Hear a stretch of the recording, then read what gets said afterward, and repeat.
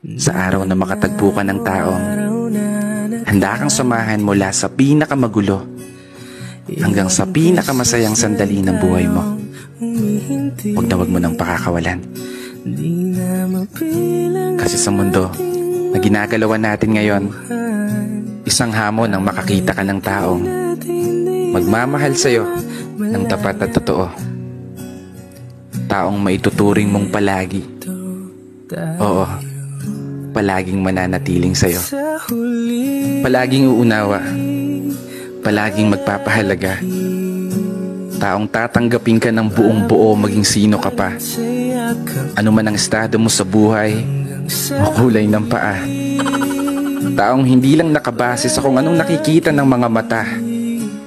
Taong bigla na lang magliligalig nang hindi mo alam ang dahilan. Ay, mali pala. Taong makakasama mong mangarap at abutin ito ng sabay.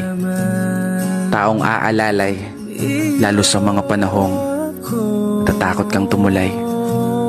Takot kang sumugal, takot kang humakbang. Pinanghihinaan ng loob sa pagkakataong hindi umuugnay ang mga plano at gusto sa pag-ikot ng mundo. Isang palagi napupuno sa mga pagkukulang, kahinaan at kalakasan na tinataglay mo. Isang tao na maniniwala sa'yo. Isang tao na palaging magpapaalala na kaya mo, na magagawa mo abutin ng tagumpay. Kaya ikaw, sana matagpuan mo na yung palagi mo.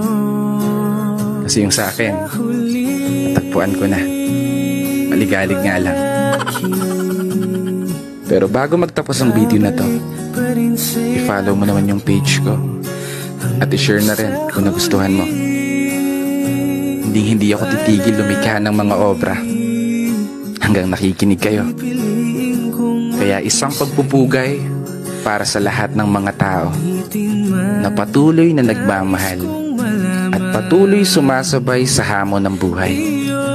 This is your brother Matt for today's video. Sa pagdating ng ating pilak at ginto, diamante may abutin, ikaw pa rin aking bituin, natatangi kong dalangin hanggang sa huling siglo. Sa huli